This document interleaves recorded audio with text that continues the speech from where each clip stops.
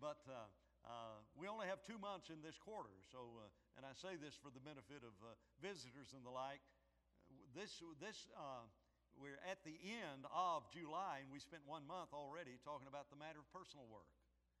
And so we'll take this month and the next month and deal with the matter of personal work.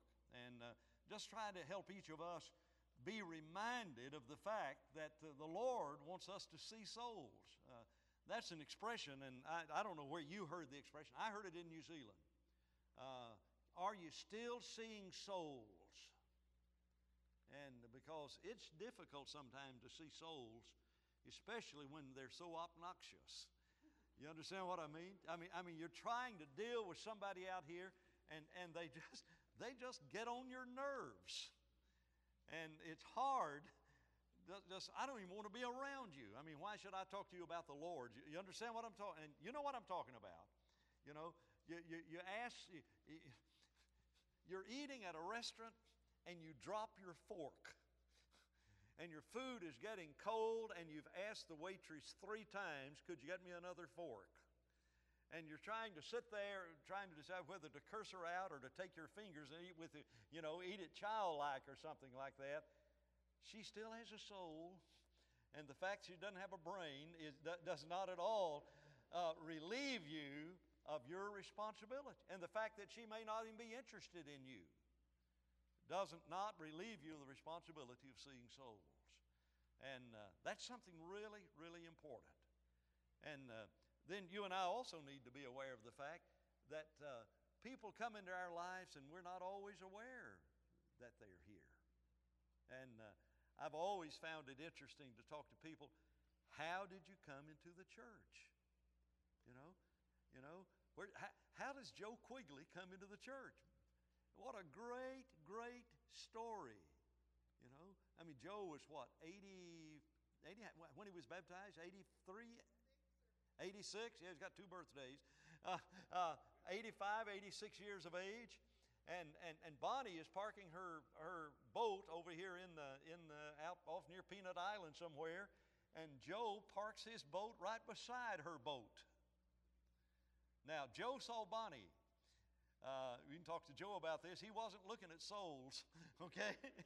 But Bonnie was. Does that make sense? And now, all of that's developed. They're married and everything, and Joe loves this church, and you ought to talk to Joe sometime. Joe says, I've wasted the first 85 years of my life. My life started 2 years ago, 3 years ago, however long ago it was. That'll make you a soul winner. That'll make you a soul winner. When you see the joy that you can have whenever the people find the Lord. I've got what class was this? Our Tuesday morning class where we were talking about the Ethiopian eunuch. No, it was our Monday night class here on when we're looking at the book of Ezekiel, and we were talking about the Ethiopian's view of his conversion and Philip's view of his conversion. Now, I want you to think that. You know the story, Acts chapter 8. Philip is up in Samaria, preaching up in Samaria, and the Lord, the Spirit tells Peter, or tells Philip, you leave Samaria and you go down on the road to Gaza. And so Philip leaves and goes down to Gaza. Now, there's the Ethiopian, and he's riding in a chariot from Jerusalem over to Gaza. Now, I haven't looked at the map and done the mileage at all, but how far would it be from Jerusalem to Gaza? Well, it's about that far on the map. Well, how far is it from Samaria? Oh, it's that far from Samaria. Guess who left first? Philip is on foot. And if he's got 40 miles or so to go on foot, we're not talking about a 1 day's journey. And so here's Philip leaving, and then here's the Ethiopian. He's riding in a chariot. And Philip sees the man riding in the chariot. And the angel of the Lord says, go join yourself to that chariot. How does the Bible describe how Philip went to the chariot? he ran. Isn't that amazing? You know, Philip's got something. He knows, and so he runs over to the chariot. And it's amazing what he said and everything that's involved. This guy is a government official, Secretary of the Treasury of Ethiopia. And Philip says, do you understand what you're reading? Now, Philip gets into the chariot and teaches him about the Lord. I don't know if Philip told the Ethiopian the background of the story at all. There's no way to know. Would not have been necessary at all for Philip to say, the Spirit told me to come down here, the angel of the Lord told me to come over here. He could have, he may not have. And I find it fascinating that years later, the Ethiopian might have been reading the book of Acts. You know, I got a weird brain, I think. But I mean, here's the Ethiopian reading the book of Acts. He thought, well, I didn't know that. And so the Ethiopian gets back to Ethiopian and says, what happened? Well, man, let me tell you what I found. And so he talks about his conversion and everything. And let's just assume for the moment Philip never told him anything. He didn't have to.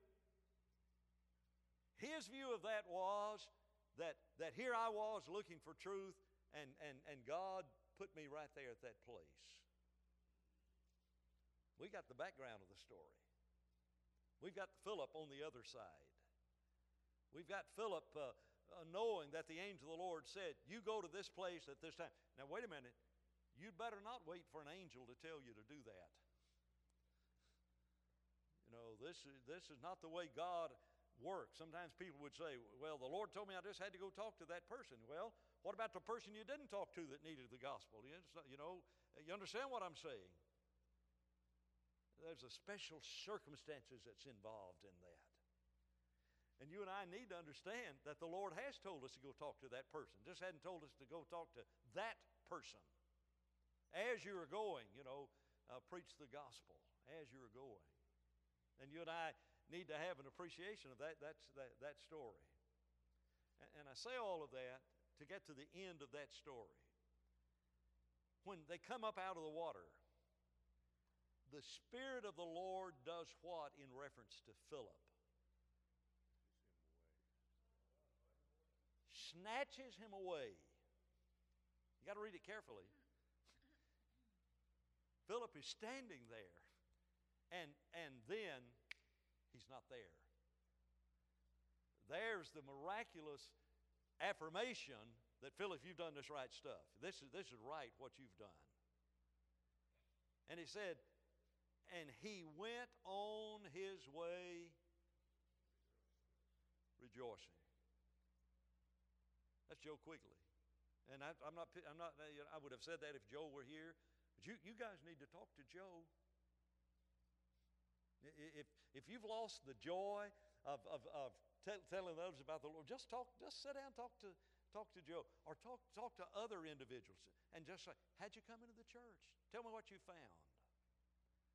And that's the motivation in your heart.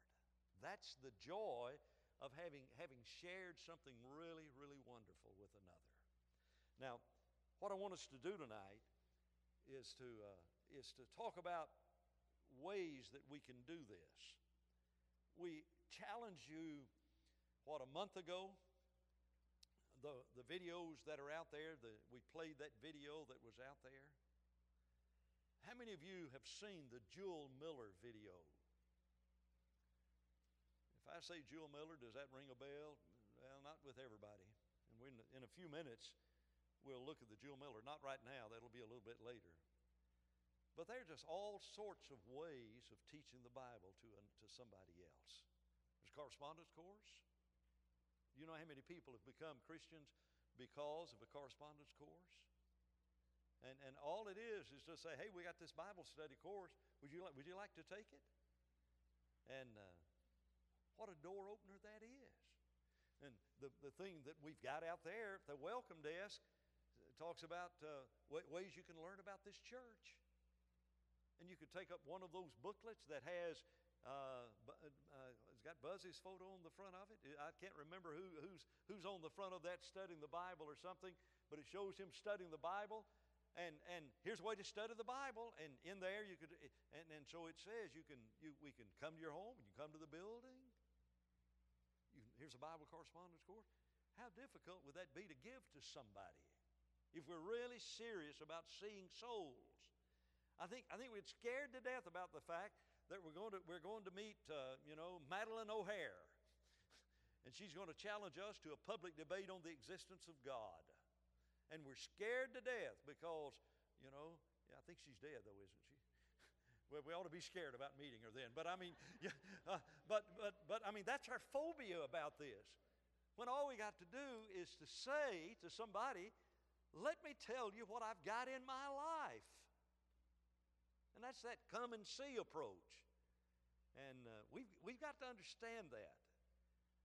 If Macy's having a sale, an unannounced sale, and you drop by Macy's and all of their shoes are 90% off. Ladies' shoes, guys, you can hang out, you can back out of this one. But all of the ladies' shoes are 90% off. What are you going to do with it? I'm just going to go shopping. I enjoy shoes, and I'm not going to tell anybody. You wouldn't dare do that. You'd call the best friend you've got. Hey, let me tell you what I've got. Man, I've really, really, really got something. And we do it, don't we? If Chick-fil-A is giving away a free sandwich, Facebook friends of mine who sent a Facebook reminder to let me know that on Thursday of next week you can get free. What's wrong with having that same kind of joy about what we've got in Christ? That's an amazing thing. Jocelyn Abels, she doesn't have transportation, and she sort of considers herself a member here, and she lives how far south, Joe? You know where she lives? Long way south, anyway. And when she told the elders, when I get my car and when I get all that, I'll be back up here and everything. Jocelyn, just not every week, but she will just put a sermon. She'll put a link to a sermon on her Facebook. Most of her friends are outside. She hasn't been in the church but about, I think less than 5 years. And she's all of a sudden, she's still got this joy of Christianity. And so almost every week, it's rarely one of my sermons, which insults me, but she'll put something on there about, here's something you ought to read. Here's an article you ought to read. And there it is on Facebook. How difficult is that, guys? I mean, we've got this phobia of saying, well, I can't convert Madeline O'Hare, okay? It's like the fellow that told the guy who'd killed an 8-foot bear, said, man, I wish I could kill a big 8-foot bear, but said, I just don't, I'm just not as big as you are. I'm just not as good as you are. And the big bear hunter said, yeah, but there are a lot of small bears out in the woods. And that's us. If Christianity really means something to us, then the joy that we have of Macy's shoes being on sale, or you can play golf over here at I can't think of a big course. What's the big course up north here that nobody's allowed to play on? Somebody help me with the name of that. Seminole. Yeah, Seminole's having free. Anybody that wants to, if your last name starts with a letter between A and Z, you can play for free golf at Seminole tomorrow.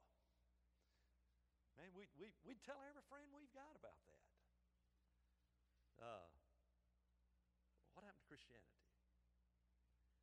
And there's been all kinds of ways to try to teach. I want to show you something that my son Jonathan and I worked on 10 years ago.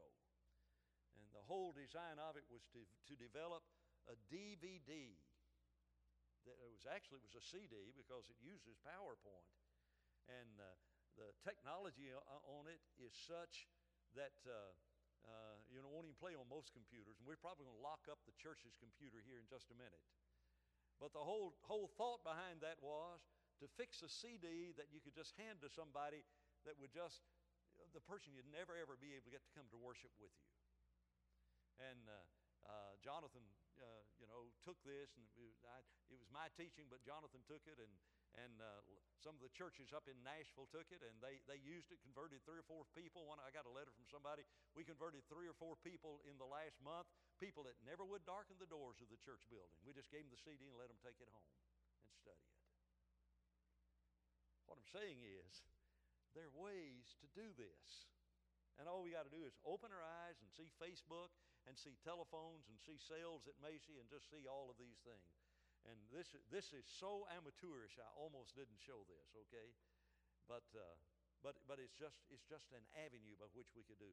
Buzz, I don't know if we can get it to play, and if it'll lock up our computers. It locked up mine 4 times today, so here we go.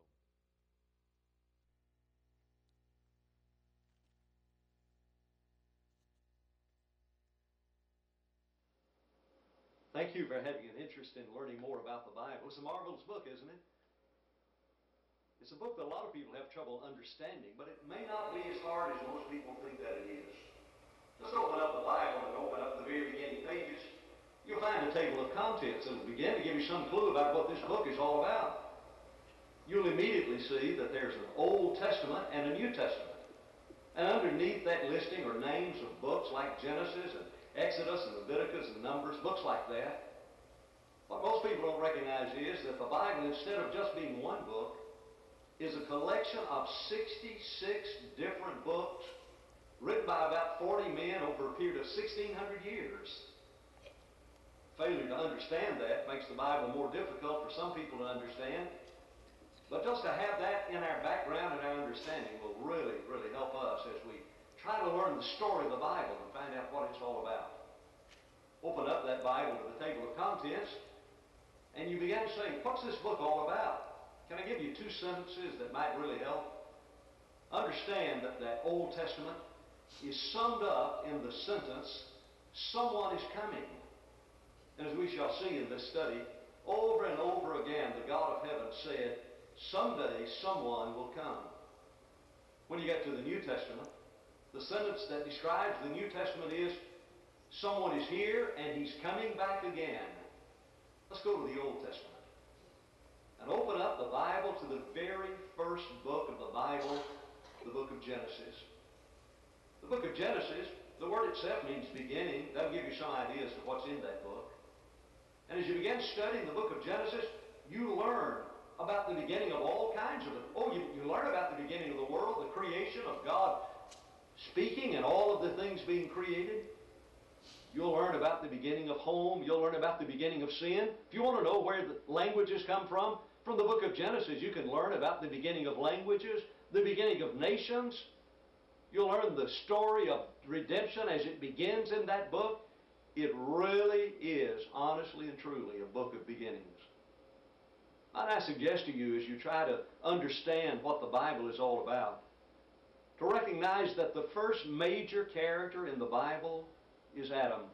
You know the story of the creation, of the 6 days of creation, and God resting on the 7th day. And finally He placed Adam and Eve, the first man, the first woman, in that beautiful garden, the Garden of Eden. And He gave them only one commandment that they could disobey, and it had to do with the fact that they were not to eat of the fruit of the tree that was in the midst of the garden. Genesis chapter 2 and verse 16 and 17 says, of every tree you may eat, but of the tree that's in the midst of the garden you shall not eat of it. For in the day that thou eatest thereof, thou shalt surely die. God said to Adam and Eve, you're going to die the day you eat of that fruit. If you know the story, and I'm confident that most individuals will know that story of how Eve first ate of that fruit, tempted by the serpent. Then she brought the fruit to Adam, and Adam ate of that fruit, and so sin entered into the world. We said that the book of Genesis is a book of beginnings. It tells about the beginning of marriage, of God bringing Adam and Eve together. But it also tells us something that's vitally important to understand, and that is that the book of Genesis is a book that tells us about the beginning of sin. For you see, before sin came into the world, Adam and Eve and God had absolute fellowship. The description of their life is summed up in the words, walking with God in the cool of the evening. Can you imagine a world where there was no sin and no death and no heartache? Nothing in this world that was evil. But the reality is that when sin entered into the world, death entered into the world. For you see, death means separation. And so Adam and Eve were separated from God. That's what sin does. And spiritually, they were dead. Prior to the entrance of sin into the world, they were alive. They had fellowship. They had communion with God. But when sin entered into the world, God drove them out of the garden. And they were separated from God. And in Genesis chapter 3 and verse 15, there is that first promise of the coming of that someone in the words regarding that seed of woman who someday would bruise the head of that old serpent, the devil. Someone is coming. But we cannot spend forever looking at those early chapters in the book of Genesis. Driven out of the garden, they began to have children. Go from that first period of the creation and jump nearly 1,600 years to the time of Noah. Genesis chapter 6 tells us that the time had arrived that every thought and imagination of man's heart was on evil continually. And it repented God that He'd made man. The world had become so corrupt that a holy God could not stand to look on the wickedness that was here. God was sorry that He had made man. And so He said, I'll destroy the man that I've placed on this earth. But you want to understand the nature of God. Genesis chapter 6 and verse 8 tells us that not only is God just, not only does God punish sin, but our God is a God of grace. For that verse says, Noah found grace in the eyes of the Lord. And whereas we learn in the story of Adam and Eve that sin separates man from God, in the story of Noah, we learn that we learn that God brings judgment against sin. It's a part of His nature. And His nature demanded that there be the judgment of this world, the destruction of mankind. For man was evil, but Noah found grace. I'm confident you know the story of the flood, of the separation of Noah by the waters that were before the flood that brought him over into a world after that flood, a world that was purified. Been purified by the judgment of God, and the waters of the flood had brought him from a world of sin back into a pure world. There are about 10 generations in that 1,600 years from Adam until Noah. If you'll try to understand what the Bible is all about, I'd suggest you remember the story about Adam and that you know the story about Noah. There's a third story you need to know, and that's the story about Abraham. Marvelous indeed is the faith of Abraham. His father was an idolater, and yet Abraham had faith in God. God came to Abraham when he lived in Ur of the Chaldees and said to him, get out of this place and go to a place that I will show you. And so Abraham went out in faith, not even knowing where he was going. He knew he was going with God, and that was enough. And so from Ur of the Chaldees, he removed himself up to Haran, and when his brother died, from there he came down into that which has become known as the Promised Land. The Canaanite nations were there. And when he arrived in that land, because of the great faith that Abraham had, God makes a threefold promise to Abraham. You'll read this in Genesis 12. You'll read it again in Genesis 12, 13, 14, 15, and 16. All of those chapters. I'll give you some idea of what that's like, and the whole design of that was when it got to the last section, it said, and the person who gave you this would like to talk to you about becoming a part of the kingdom of God. It goes on and talks about the whole plan of salvation, the scheme of redemption. There are tools available, is what I'm saying. The best tool that I know that has led to the conversion of more than any other. I need Brad, or who's Nathaniel? Bo, how about you and Nathaniel coming, okay? And pass these out. This is Bo on this side if you want to learn how to recognize and see the difference in them. I just put one on each row and then come back and put another one on each row and everything. I don't know how many we've got. But what you have here is a copy and just look at it and then pass it on down the aisle. It's a copy of the Jule Miller film strips, and they're no longer a film strip. They are a video, and I want us to take several minutes tonight and to look at that video, because what you have here is the text of the film strip and everything that was involved in it. It'll be pretty much the text that's in the video, and if you guys just look at them and just so you get some idea of what this. There are 5 lessons, and this one starts. It starts with the creation, and it goes all the way down to the time the Israelites leave the land of Egypt. And the second one starts with the Mosaical age and covers that.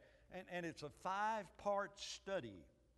And what happened back in the 1950s, Jule Miller decided that we just need to give to Christians something in their hands.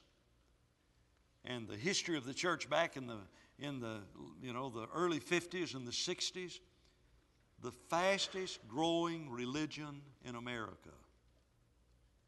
And it came about because the man in the pew had access to something. He could invite his neighbors over and let's study the Bible together. And you didn't have to be a scholar. The film strip itself did the teaching. And we've got copies of this film strip, and that's why I want to introduce it tonight, is to say to you, what would be wrong with inviting a friend over and just saying, hey, we've got this video from church, let's look at it. You don't have to get them to commit to watch all 5 of them. Let's just sit down and look at the video. And that's the reason I passed these booklets out, is just so you'll be able to see the kinds of pictures that are there and the contents that are there. And what Jule Miller did, he went and got permission to use copies of famous paintings from the past. And you'll recognize some of these paintings. If you've got a children's Bible storybook has famous paintings in it, you'll be able to see that. And the Jule Miller film strip was the thing that led to the fact that it put in the hands of members who up until that time wanted to teach their neighbors, but they didn't know how to do it. And I don't mean this in any bad sense at all, but back in the 50s, they were ignorant of how to do it. I'm using the word ignorant in a good way. And all of a sudden, they had the desire to do it, and now they had in their hands a way they could do this. And I don't know how many copies of the Jule Miller film strips, the videos we have. We've got 15 copies of the old film strips, and but that technology is, I don't know who looks at film strips anymore. Jim Davis, you ever use film strips at school anymore? Thing of the past. 15 years ago, they were very, very common, but it's so very, very easy to use. And so what I want us to do is to take a few minutes and look at the beginning part of this film strip. Buzz, if you've got it ready to go, I told him I'd give him time between the two to get this one ready to go, and let's see if it's ready to go.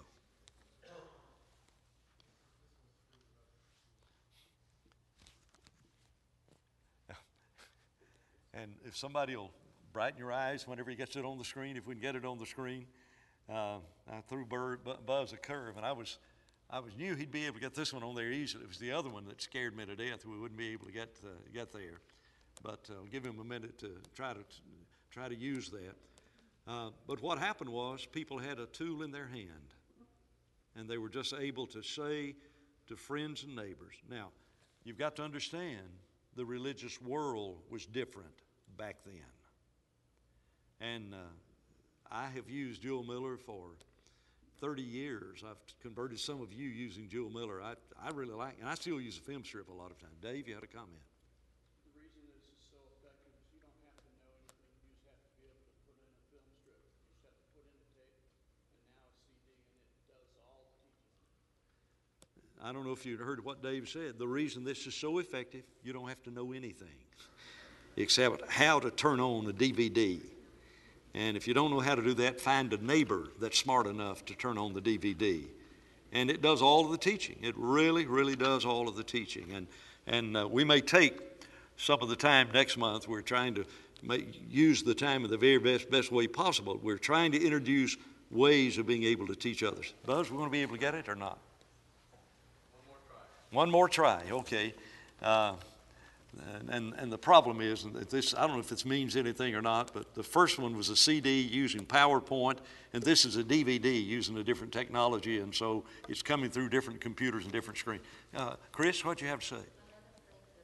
Speak loud. Another thing that's great with the Joel Miller series is that with each point that is made, there's a scripture given, so that the person can look that up for themselves and see that that's what the Bible says. It's not like the teacher's telling them, if you're teaching it, that's not what I'm saying. Look it up and see what the Bible says. And I'm not sure if you heard everything. She said one of the powers of this is that with each one of these slides, there's a scripture verse that goes with it. And so that allows you an individual. And the booklet also has a test back in the back. And so if you guys, if it made them all the way back that way, if you want to pass them back over, just pass them back and let everybody look at them while Buzz is trying to fix everything, if we can make it work. And Buzz, if we're not going to be able to do it, just say so, we can do something else. It what?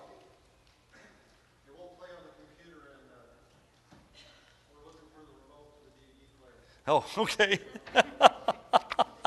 So if you don't know how to operate a remote, operate a DVD, invite a neighbor over there. So if anybody knows where the remote is for the DVD, there are some buttons you can push on most of those DVDs. I don't know if that's terrible.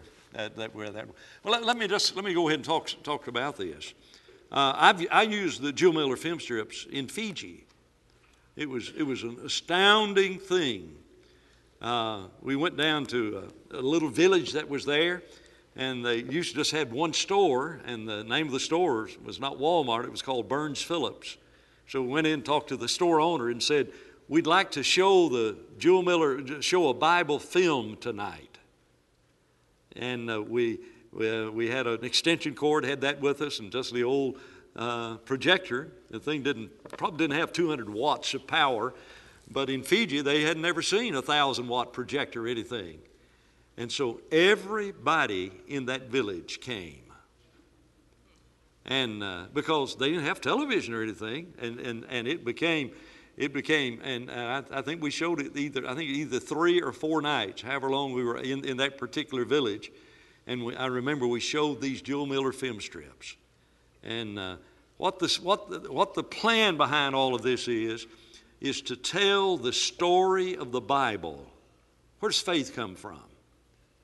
From hearing the story of the Bible. And so I think we may be about to hear the story of the Bible. Are we, Chuck? All right, let's look at it. It does have sound.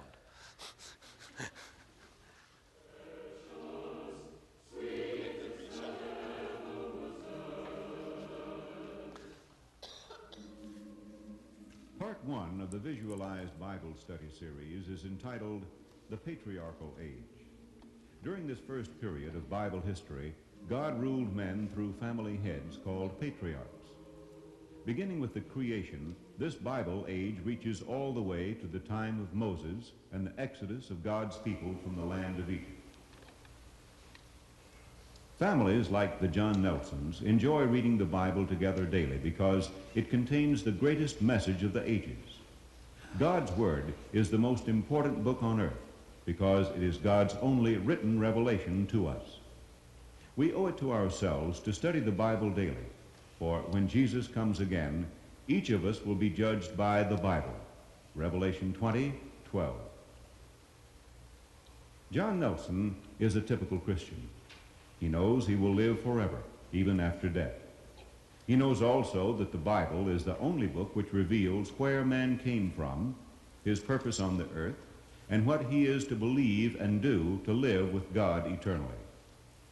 He can also know, as he reads, that every event and every person referred to in the Bible is in perfect harmony with all known secular history.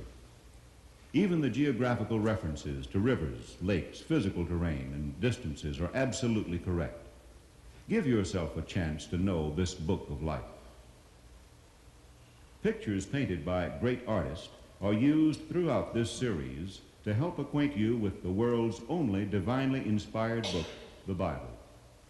Although about 40 different men of varying backgrounds, caste, and cultures had a part in writing the Bible over a period of 1,600 years, it contains a remarkable unity of message and harmony of purpose. This harmony is no accident.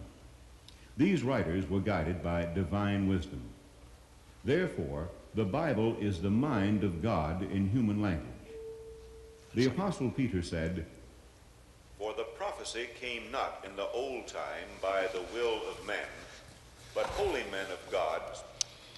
Okay, we'll start here again next week, I guess. Let me mention something else. There's another DVD we had available here called Search for Truth. It's more modern, and we'll be talking about that also. Harold Pack, who does not remember Harold? I think it was at least 50. It may have been as many as 100 of those he gave away. Sent one to every relative he had. How do you get the blood of other people off your hands? You know, Ezekiel says, if I say to the wicked, you're going to die, and you don't say anything, their blood's on your hands. And all we're trying to say is find whatever avenue that you can use. You know, give somebody a tract. Give somebody an invitation. God help us. Let's pray together.